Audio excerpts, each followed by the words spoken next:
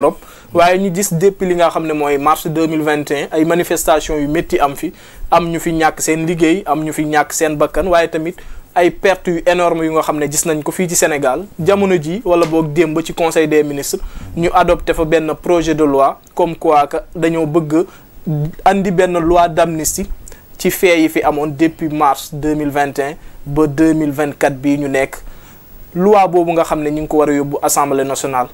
ana ñan nga jàpp ne ñoo ciy bénéficié wu sénégalais yi la wala homme politique yi. xam nga boo xoolee de 1960 à nos jours. L'amnistie de 1976 concernant Mamadou Dia, l'amnistie de 91 concernant le MFDC, l'amnistie de 2005 la loi Ezzan ak bi ñu nar a voté lépp pour satisfaire ay politiciens nañu. En fait, les politiciens ont pris le Sénégal en otage. C'est-à-dire c'est les gens yi nga xam ne qui sont capables d'allumer le pays taal dëkk bi. Parce que pour ñoom ils sont au-dessus des lois. Ils sont au-dessus des lois. C'est-à-dire ce sont ceux-là qui sont capables de brûler le pays. ba pare raxasuwaat ba set ci wicc. mel ne du ñoom daal di dem taxaw gaaw gis ak ay député voté benn loi d'amnistie ne lii fi amoon ci diir bi effacé nañ ko. Omar sénégalais yi dofuñu sénégalais yi doppaaruñu. Dans toute l'histoire politique du Sénégal ce qui s'est passé de 2021 à nos jours musul xew fii. Des crimes de sang, des tortures, des crimes contre l'humanité. loolu moo ci garaaw sax parce que ñu ci bëri dañoo jàpp ne amnistie dañuy génne Ousmane Sonko rek mais crimes yi nga xam ne moo ci am foofu la ñu war a duut suñu baaraam. des crimes j'ai dit des crimes contre l'humanité des crimes yi nga xam ne qui sont passibles de la Cour pénale internationale. yooyu nañu commettre fii dans ce Sénégal. Mamadou Dia Senghor y a eu des heures. am nit ñu ci boom ñu yóbbu leen rob Mamadou Dia a été jugé ñu tëj ko ci kaso bi. mu def fa ay at ñu génne ko gracier ko mu toog ñaari at ñu amnistier ko amnistier les faits. les faits. muy benn Abdou Diouf 91 rébellion bi ne tar Casamance au nom de la concorde nationale et de la cohésion nationale en 1991. ñu toog waxtaan mais bi muy amnistier dafa amnistier des gens yi nga xam ne ñoom avec Diamacoune Consort fekk dañ leen condamné la haute cour de sûreté de l'État moo leen condamné à des peines de prison ba pare. waaw leeral li am. ci affaire yi ba pare mu jël rébellion bi 82 la commencé. mais Abdou Diouf commencé wul 82. Abdou Diouf 87 ba 91 la amnistier. mooy ñi nga xam ne 82 ba 87 ñoo nekkoon sumb affaire bi kii Abdou Diouf ne les a jamais amnistiés. il faut aussi quand même qu'on soit raisonnable. La loi Ezzan. waaw on a amnistié des faits. mais dans ces faits qui sont quand même qui ont été jugés ou des gens ont été condamnés ñu amnistié mais bi ñuy amnistié ñi nga xam ne c'est ceux qui ont été condamnés dañ ci laaxaaleel ñi nga xam ne. atte guñ leen te defoon nañu lu gën a garaaw c'est sur la durée c'est sur la durée mais ceux qui ont bénéficié de la loi Ezzan et qui ont été condamnés xam nañ leen sama frère Clédor Sène si la bokkoon à juste raison ils ont été amnistiés mais ña nga xam ne qui n'ont jamais été condamnés les commanditaires s'il y a eu ou les vrais meurtriers s'il y en a eu comme mon frère Clédor aime à le rappeler qu'ils n'ont jamais appuyé sur la gâchette. Donc il y a eu des commanditaires il y a eu de vrais meurtriers. donc loolu yëpp perte et profit mais bii ñu ñëw mars 2021 pour la première fois dans l'histoire moderne du Sénégal ñuy toog gis ñiy jël ay fetal di ko boom ay doomu aadama amul nëbbatu sax ñu gis ay nervi di wàcc sur le terrain. di ay nervi yuy génnee siège u APR. yéeg ci ay auto ministère yore seen yet yore seen i jaasi nekk ci dëkk bi di lëmbee. ñu gis fi ñeneen ña nga xam ne ñu leen di wooye ñi ay sniper ki ñi ay yeneen ki yeneen nekk ci dëkk bi mais mel ni que seen papa moom dëkk bi. C'est ça que le président Macky Sall veut appeler les Sénégalais à oublier. Man, je suis de ceux-là qui disent que non. dafa yomb. Est-ce que nekkul en réponse de question bi nga xam ne Yakham Mbaye posé woon na ko mooy ana nan ngay def ak sa njaboot. mais non xam nga loolu mooy yàpp Sénégalais yi président njabootam mooy Sénégal ce n'est pas l'APR ce n'est pas la police ce n'est pas la gendarmerie ce n'est pas l'armée ce sont pas les nervis njabootam mooy Sénégal gis nga ces gens-là ils sont d'une extrême dangerosité. Est-ce que tu imagines un peu ñu toog ak président de la République naan ko yow sa njaboot. sa njaboot bedd ci yeneen Sénégalais yi yeneen Sénégalais yi. c'est quoi c'est du bétail. Ces gens sont dangereux c'est ces gens qu'il faut poursuivre. te gis nga cette loi d'amnistie là Omar dama lay wax dara. xam nga un projet de loi il peut être amendé à l'Assemblée.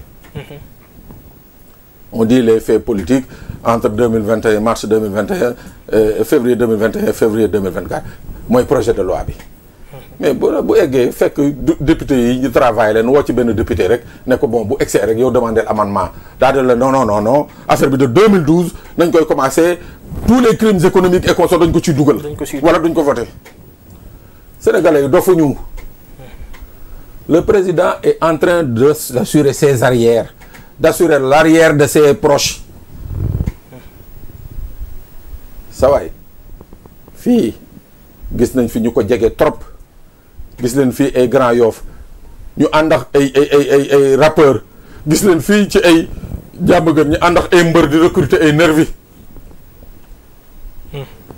c'est ça le danger. Moi je dis que pour une fois il faut que dans ce pays les politiques payent. Absolument. fii tant que jàppuñu fii président de la République benn président xaw ma ku mu munti doon teg ko tribunal.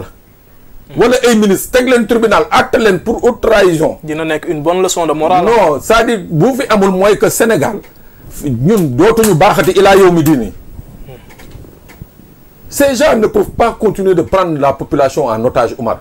Et imaginez que yow tu es là tu étais un spectateur de ce qui s'est passé 2021 2023. Ouais. Omar moi j'ai fait une enquête bi nga xam ne dama la man je le dis. xam naa dana metti mais muy noonu j'ai fait une enquête en 2021.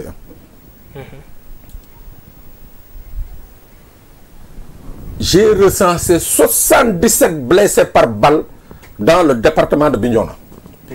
ñi nga xam ne ñemewuñu woon ñëw génn fajo ji. dem hôpital yi bëri parce que ñi ngi leen doon xaar. gendarmerie ngi taxoon ci hôpitaux yi di leen xaar. mais ci 77 yooyu est-ce qu'il y en a pas qui sont décédés.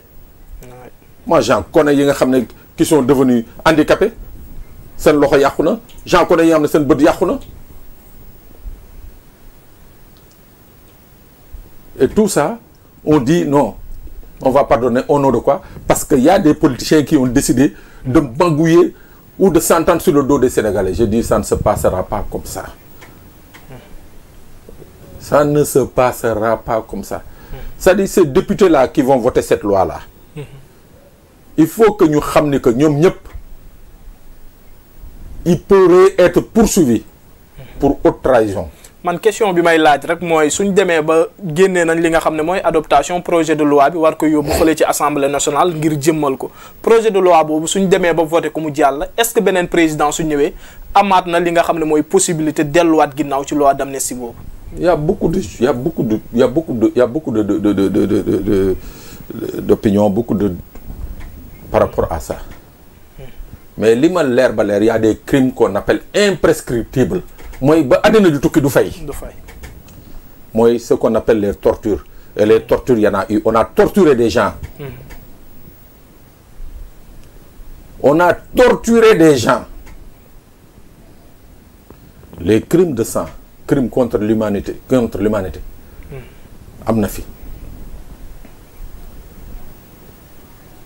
donc quel que soit le cas de figure mooy que li fi loxo def loxo mën na ko dindi. absolument loolu moo tax ma lay laaj. c'est impensable laa la wax impensable qu'on veuille passer sous silence la mort de ces dizaines de Sénégalais qui n'ont fait qu'exercer un droit citoyen. Ouais. Oumar je te dis xam nga des fois sax nous dans notre travail dafa am yu bëri sax dañ koy noppi. doo ko mën a wax absolument. mais si tu voyais l'étendue des dégâts dans le département de Bignona, il y a même eu corps yi nga xam ne qu'on a découvert après. les manifestations. bien après les manifestations ci àll bi ku leen boobu ku leen fa suul. yooyu yëpp jàpp naa ne justice daf ko war a leeral avant ñuy dem ci li nga xam ne mooy amnistie. c'est-à-dire que les gens les Sénégalais sont de grands pardonneurs dañu mën a baal. mais nag dafa am la nga xam ne faw mu nekk un préalable. nañu fexe ba leeral. ne que Pape Sané mii moo dóor moo dagg nopp baron. absolument waaw. loolu baron du ko nangu de. waaw loolu c'est-à-dire il faut que ñu nangu loolu. waaw Pape Sané mii voilà moo dem ko ñoom baron waaw def fa lii c'est-à-dire il faut que loolu ñu xam ko ba pare. leeral ko ba pare. baron mun a ñëw taxaw. ne man de baal naa Pape Sané. absolument. vérité bi dafa war a leer ba pare dans tous les pays du monde les commissions qui a eu lieu c'est les vérités c'est les commissions vérité et réconciliation. absolument d'abord ñii def dañuy nangu. ñii ñu def baale. baale après ñu soog a xool lu ñu leen di ndàmpaayee. daal di jël nag une loi d'amnistie. waaw léegi yow ñu ne nii rek ñii ñàkk seen bakkan parce que dégg naa ci am na ay famille yi nga xam ne ñu ngi commencé dem di leen seeti. di leen buruxale enveloppe 5 millions 10 millions non loolu fajul dara. loolu fajul dara. loolu fajul dara. boo doon dem ci kër yi sax di leen jox 50 millions réglé wul le problème. les gens ont besoin de savoir parce que dama ne ce Sénégal là plus jamais ça ne doit plus se répéter. rey fi ay nit comme ça impunément.